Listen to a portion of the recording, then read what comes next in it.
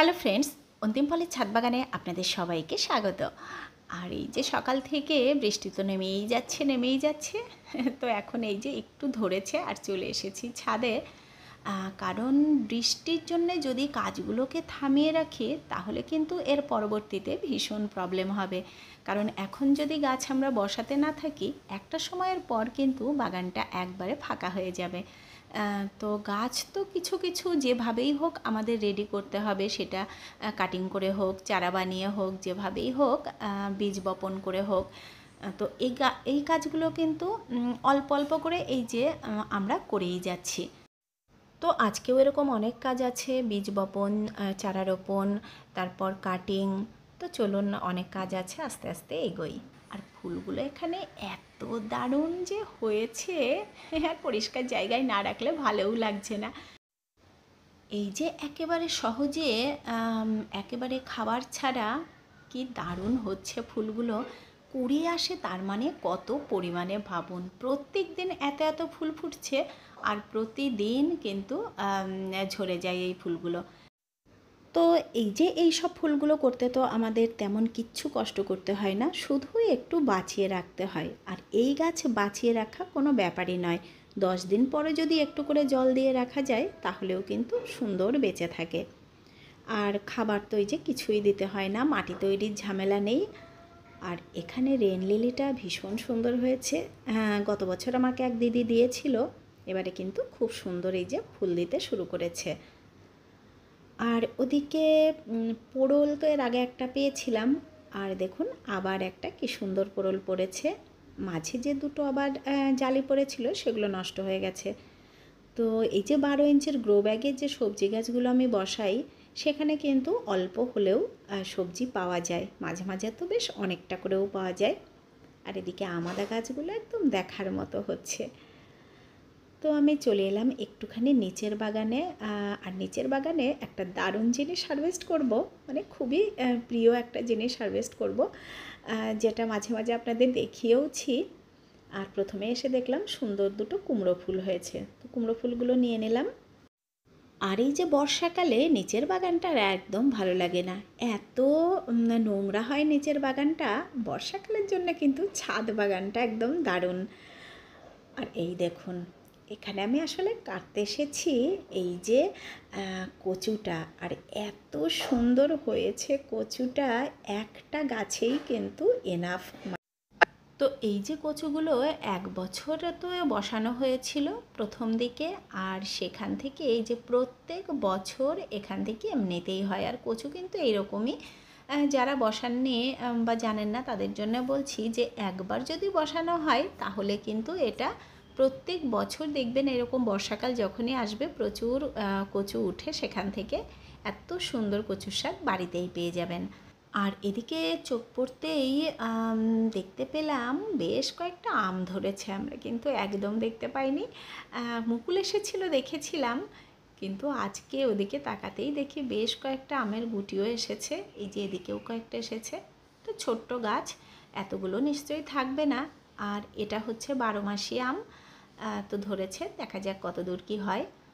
আর এদিকে তো ঘাসে একদম ভর্তি হয়ে যাচ্ছে। আর টবগুলো রয়েছে আসলে ট্যাঙ্কির ওপরে, তো ওখানে ঘাসটা পরিষ্কার করাও একটু মুশকিল। এই যে কুতুবদাকে বলেছিলাম গত শনিবার আসতে, এই যে লোক আসলে চাইলেও তো সব সময় পাওয়া যায় না, সেই জন্য ছাদের বাগানটার আমি কারোর ওপরে এই যে ওয়েট করে থাকি না, নিজেই অনেকটা করে নিই। আর এই যে এখানে খানিকটা আমি এখন ঘাস পরিষ্কার করে নিলাম। আর কচু ডাঁটাটা দেখেই তো মন ভরে যাচ্ছে, আর অনেকগুলো হবে। এটা আমি খানিকটা নারকেল দিয়েও করব, আর খানিকটা ইলিশ মাছের মাথা দিয়েও মনে হচ্ছে করা যাবে। তো ফিরে এলাম ছাদে আবার। আর এবারে চলুন, ছাদেও প্রচুর আজকে কাজ রয়েছে, সেই কাজগুলো সব করে নিই। আর এইদিকে এই যে বাতাবি দেখছি আবার এসে গেছে। তো বাতাবি গাছটা মনে হচ্ছে 12 মাসই, সারা বছরই কিন্তু একটা ফল শেষ হয়, আবার আর একটা ফল সাথে সাথে শুরু হয়ে যায়। তবে সিজনাল ফলগুলো ভালো হয়। আর এদিকে দেখুন, আমি দিয়েছিলাম লাউয়ের বীজ, লাউয়ের গাছ কিন্তু এখন পর্যন্ত আমি দেখতে পাচ্ছি না। তো ওখানে তো উঠলো না, জানি না এখন চারাগুলো উঠবে নাকি। যেহেতু লাউয়ের বীজগুলো একটু শক্ত থাকে, হতে পারে উঠতে একটু টাইম লাগছে। আর এখানে তো সেদিন এই যে আমি পোড়ল গাছটা সব উঠিয়ে ফেলেছি ভুল করে। তো এই বেডটা ফাঁকা আছে, এখানেও আমি গাছ এবার বসিয়ে দেব।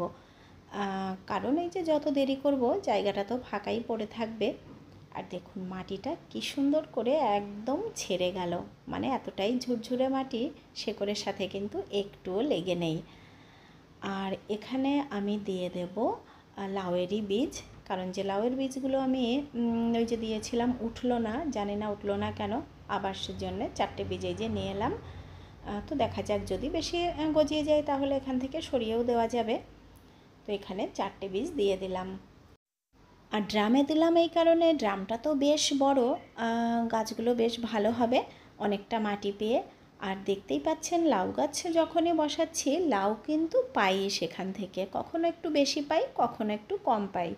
কিন্তু এরকম হয় না যে একটাও লাউ পেলাম না, সেরকম হয় না। সেটা আমি বালতিতে বসিয়েও পেয়েছি, 12 ইঞ্চির গ্রো ব্যাগে বসিয়েও পেয়েছি, আবার এই যে এখানে ভাঙা টুলে বসিয়ে পেয়েছি, আবার এখন এই যে এখানে দিয়ে দিলাম। আর এইদিকে আমার পুঁই গাছের ডাঁটাটা দেখুন কীরকম বেড়ে গেছে, একদম মোটা হয়ে যেন তেড়ে যাচ্ছে সামনের দিকে ধরার কিছু পাচ্ছে না। আর এই দিকে যে আমি বপন করেছিলাম এখানে মূলোর বীজ, দেখুন মূলোটা ঢাকা দেওয়ার না দেওয়ার কারণে বেশ কিছু তো মরেই গেল, অল্পই আমি একটুখানি বীজ দিয়েছিলাম, তো গজিয়েছিল। আর এই যে মাত্র 3-4টে গাছ এখন বেঁচে আছে, সেগুলো কিন্তু একটু বড় বড় হয়ে গেছে। তো আজকে আমি এখানে আবার এই যে নিয়ে এলাম কয়েকটা বীজ, খুব বেশি না, একদমই যে 2-4টে নিয়ে এলাম। আর এখন আমি আসলে বীজগুলোকে একদম বপন করব একটা একটা করে। এই যে এই জায়গাগুলো এখন একদম খালি রয়েছে, আর জায়গা বেশি দিন খালি থাকলে একদম ভালো লাগে না। তো এই যে মূলোর বীজ ছিল আমার হাতেই, গত বছরেরগুলো থেকে রেখে দিয়েছিলাম, তাই মাঝে মাঝেই কিন্তু এই যে কিছুটা কিছুটা করে বসানোর চেষ্টা করছি। এই মোড়ে ধরে যতটা আর কি থাকে, কিছুটা তো নিশ্চয়ই হবে। আর ঢাকা দিয়ে যদি একটু দিতে পারি এবারে, তাহলে আর কোনো চিন্তা নেই, তাহলে পুরোটাই থাকবে। তো সারা বছর এই যে সব সময় বীজ বপন করতে আমাদের কিন্তু বীজটা সব সময় হাতের কাছে রাখতে হবে, সেটা যদি আমরা গার্ডেন থেকে যে এরকম করে রাখতে পারি তাহলে তো খুবই ভালো হয়। আর এই বীজগুলোর কোয়ালিটিও কিন্তু ভীষণ সুন্দর হয়, যেগুলো আমরা বাগান থেকে রেখে দিই, মারও যায় কম। কারণ অনেক সময় আমরা বাজারে কিনতে গেলে দেখতে পাই যে এই যে পুরনো বছরের বীজ দিয়ে দেয়, তখন কিন্তু ওই বীজটা থেকে অনেক সময়ই গাছ ওঠে না। এটা তো সব সময়ই হয়, আমার সাথেও হয়, গত বছরও প্রচুর জিনিসে হয়েছে। সেটা গাজর আমি এমন সময়ে শেষ পর্যন্ত এই যে বসালাম, যে গাজরটা আমার খুব একটা ভালো আর হলোই না, মানে তৃতীয়বারে গিয়ে আমি গাজরটা পেলাম, ততদিনে অনেকটা পেছনে পড়ে গেছি। তো বীজ ভালো যদি হয় সব সময় বাগান থেকেই রাখার আপনারা চেষ্টা করবেন, যারা এই যে সবজি করতে ভালোবাসেন। আর এই যে এই কাজগুলো টুকিটাকি করে করে রাখলে আমরা কিন্তু একটু বাগানে সবসময়ই এগিয়ে থাকবো, মানে অল টাইম কিন্তু আমাদের বাগানে গাছ থাকবে। ধরুন একটা গাছ খুব ভালো আছে, পাশে আর একটা গাছ যখনই নষ্ট হয়ে জায়গাটা ফাঁকা হয়ে গেল, সাথে সাথে সেখানে কিছু বীজ বপন করে দিতে হবে, তাহলেই অল টাইম দেখবেন আপনার বাগানটা সবুজ থাকবে। আর সেটার জন্যে বীজ সবসময় আপনার হাতের কাছে রাখতে হবে। আর এই যে যদি আমরা না বসাই গাছ এইভাবে, তাহলে কিন্তু একটা সময় ধরুন অনেকটা গাছ বসিয়ে নিলাম, তারপর টানা 3 মাস আবার গাছই বসালাম না, কারণ ওই যে আমার বাগান তো সবুজই আছে, তাহলেই কিন্তু তার পরবর্তীতে দেখবেন বাগানটা ফাঁকা হয়ে গেছে, আর তেমন কিছু গাছ নেই। কারণ নতুন গাছ সব সময় কিন্তু বাগানে রেডি করতে হবে, তবেই বাগানটা সব সময় সবুজ থাকবে। আর যে কোনো গাছ কিছুদিন পর কিন্তু একটু মরা মরা হয়ে কেমন হয়ে যায়, আর নতুন গাছগুলোর চেহারা সব সময়ই দারুণ থাকে। তো নতুন গাছ তো সব সময় রেডি করতে হবে, তার জন্যে কাটিং, বীজ বপন এগুলো তো করতে হবে। আর ওদিকে দেখতে পেলেন আমি গাঁদার চারা আবার বসিয়ে দিলাম, কারণ ওই গাছগুলোরও চেহারা একদম ভালো লাগছে না, মনে হচ্ছে যেন মরেও যেতে পারে, তার জন্যই আবার নতুন করে চারা করে রাখলাম। আর ওই চাইনিজ গাঁদাটা ভীষণ ভালো জাতের। আর এখানে একটা বেগুনের চারাও দিয়ে দিলাম, ওই যে যে বেগুন গাছটা মরে গেল ওই জায়গাটার গ্যাপ পূরণ করার জন্যই যে আরেকটা চারা এখানে বসিয়ে দিলাম। তো এই যে বাগানের ছোট্ট ছোট্ট কাজ, কোথায় কোনটা লাগবে, কোথায় কি আছে, সব সময় কিন্তু দেখে দেখে করতে হবে প্রত্যেক দিন। এই যে একটু একটু কাজ, তাহলেই বাগানটা সব সময় মনের মতো থাকে। আর এদিকে এই যে দেখতে পেলাম একটা নিমের চারা হয়েছে সুন্দর, তো এর মধ্যে রেখে দিলাম। কাউকে আমি তাহলে গাছটা গিফটও করতে পারবো, যার প্রয়োজন হবে তাকে দেওয়া যাবে। আমার তো নিম গাছটা খুব সুন্দর আছেই, আমার আর লাগবে না। এই দেখুন আমার নিম গাছটা কিন্তু ভীষণ সুন্দর হচ্ছে এখানে টবের মধ্যে, ওর পাশেই রেখে দিলাম। আর এদিকেও দেখছি আর একটা চারা হয়েছে, তো ছোটো টব আমি আর খুঁজে পেলাম না। এই যে এখানে বেগুনের চারাগুলো তুলেই নেব, তো এর পাশে আর একটা চারাও আমি করে রাখলাম। তো আমরা যদি রেগুলারিটি মেনটেন করে বাগানে কিছু কাজ করি, তাহলে দেখবেন কোনো না কোনো কাজ তো প্রত্যেক দিন করা হয়েই যায়। আর এই যে চন্দ্রমল্লিকার চারাগুলো আমি শেডের তলায় রেখেছি, দেখুন খুব ভালো আছে, বাড়ছে। আর কাটিং তো করতে শুরু করে দিয়েছি, এর আগেও আমি কয়েকটা এরকম পিঞ্চিং করে দিয়েছিলাম যেগুলো একটু বেড়ে গেছিলো। আর এখন আবার এই যে একটুখানি করে মাথা কেটে দিচ্ছি, তাহলে চারা অবস্থাতেই একটু ঝাঁকড়া হয়ে যাবে। তারপরে তো এগুলো পটিং করতেই হবে। তো এটা খুব ভালো জাতের, এটা হচ্ছে হলুদ স্পাইডার চন্দ্রমল্লিকার যেটা হয় ওই রকমই। তো আজকে আমি আরও কিছু চারা বানিয়ে নেব। এটা কিন্তু গত 2 বছর থেকে আমার বাগানে রয়েছে, তবে গত বছরে আমি চন্দ্রমল্লিকার চারাটা তেমনভাবে আগে থেকে করিনি। আমি কিন্তু গত বছর চন্দ্রমল্লিকা তেমনভাবে পাইও নি। তো এবারে আগে থেকেই একটু তার জন্য শুরু করলাম। আরও কিছু ডাল আমাকে কালেক্ট করতে হবে, কারণ সেদিন দিদিভাইদের ওখানে দেখলাম অনেকগুলো কালার রয়েছে, ওখান থেকেও কিছু ডাল আমি নিয়ে আসবো। তো ডাল তো ভেঙে ফেললাম, এবার এটাকে বসাতে হবে এমন জায়গায় যেটা শেডের তলায় রাখা যাবে। তো এই যে একটু তার জন্য টব নিয়ে নিলাম, আর এই যে বেডের থেকেই একটু মাটি নিয়ে নিচ্ছি, মাটিটা খুবই ভালো, আর এখানেই বসিয়ে দেব। তো এই যে শীতের বাগানের জন্যে কিন্তু আমরা একটু একটু প্রস্তুতি দেখবেন প্রত্যেক দিনই নিচ্ছি। কখনো কোনো ফুলের চারা কাটিং, কখনো কোনো সবজি গাছ বসানো। তো অল্প অল্প করে যদি একটু করে রাখা যায়, তাহলে আমরা একটুখানি এগিয়েও থাকতে পারবো। আর শীতের তো আরও অনেক কিছুই এখন বসাতে হবে। তো কী কী চারা এখন বাজারে এসেছে সেটা তো জানি না, খোঁজ করতে হবে। আর এদিকে আমি যে গাদাগুলো বসিয়েছিলাম, এই দেখুন কাটিং করছি এর ভেতরেই, আর কি সুন্দর ঝাঁকড়া হয়ে দারুণ কিন্তু হচ্ছে গাদাগুলো। গত বছরের গাদা হয়েছিল ভালো, কিন্তু অতটাও ভালো হয়নি যতটা ভালো হয়েছিল প্রথম বছরে।